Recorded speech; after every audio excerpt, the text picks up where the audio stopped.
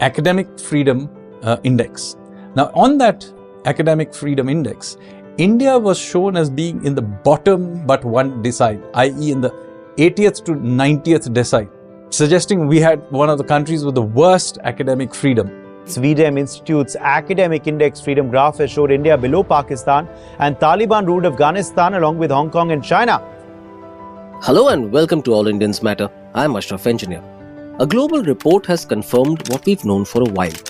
Academic and cultural freedom and institutional autonomy have declined significantly in India since the Narendra Modi government came to power.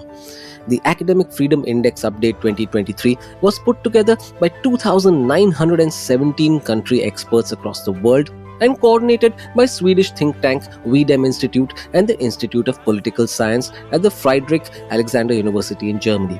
The report began to be talked about a day after the Union Home Ministry imposed restrictions on the foreign funding of the Center for Policy Research, a think tank.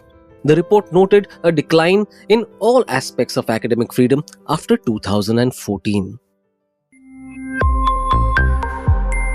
All Indians Matter.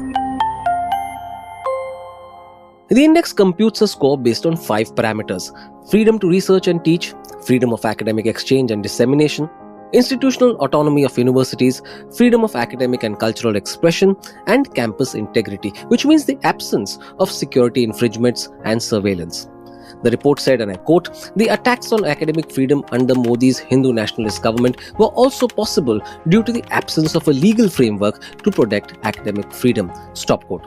The report identified 22 countries, including India, China, the US and Mexico, where universities and scholars experience much less academic freedom today than they did a decade ago. Of the 179 countries assessed, India is ranked at the bottom 30%, while the US is ranked among the top 50%. Significantly, India was behind neighbors like Nepal, Pakistan and Bhutan. The academicians who compiled the study said that what distinguishes India from others is the mounting pressure on institutional autonomy and campus integrity, combined with constraints on academicians' freedom of expression. There is no debate on whether academic freedom has a role in enabling societies to grow and resolve issues.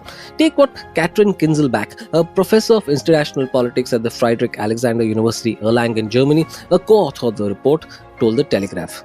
Without freedom, universities become places of dogma rather than research. Academics cannot fulfill their role in society. Students cannot develop independent minds. The report noted that the undermining of institutional autonomy aligned with research that argued that, and I quote, "centralization, bureaucratization and politicization has historically produced weak university autonomy in India." Stop quote. It added that there are no laws to protect academic freedom, which leads to the increased vulnerability under Modi's Hindu nationalist government. Incidentally, the VDEM Institute was the one that had declared in 2021 that India's electoral democracy had collapsed in 2016, giving way to an electoral autocracy. Lars Pelke, a research scholar at the Friedrich Alexander University and also a co-author of the study, told the Telegraph, "The data suggests the decline in academic freedom occurred in parallel to an autocratization process in India." Stop quote. Kinzelbach and Pelke aren't alone.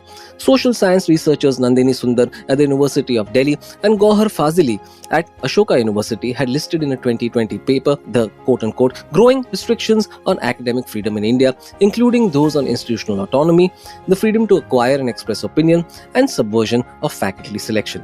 They had pointed to harassment of dissenters, such as students or faculty, with universities resorting to rustication, expulsion, and withholding of scholarships of dissenters. Faculty, meanwhile, were denied leave, their promotions stalled, and their retirement benefits withheld. It's no wonder the VDEM report said in summary that India, and I quote, demonstrates the pernicious relationship between populist governments, autocratization, and constraints on academic freedom. Stop quote. Let's ask ourselves a fundamental question at this point. Why is academic freedom important? Since the dawn of organized education, the freedom of academic inquiry has been central to institutions. Freedom of inquiry has been at the core of inflection points in human history such as the Renaissance and the Scientific Revolution. Over time, universities have evolved from institutions based on pedagogy to those based on critical thinking and empirical observation.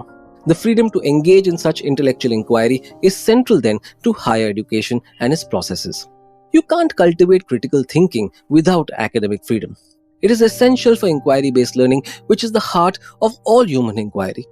Inseparable from this freedom is institutional autonomy and self-governance. So it should be up to universities to decide how to run themselves. And this includes managing appointments, determining admission criteria, formulating the curriculum, etc. It includes the right to engage in creating and distributing knowledge without restriction, and the freedom to study and to teach in ways you deem appropriate, and the freedom to arrive at your own viewpoints. It's clear then that academic freedom is a derivative of freedom of thought. It's a fundamental right. All of us would do well to remember that academic freedom is beneficial not only to professors, students and institutions, but to society as a whole through the creation of knowledge, which in turn leads to social and economic progress.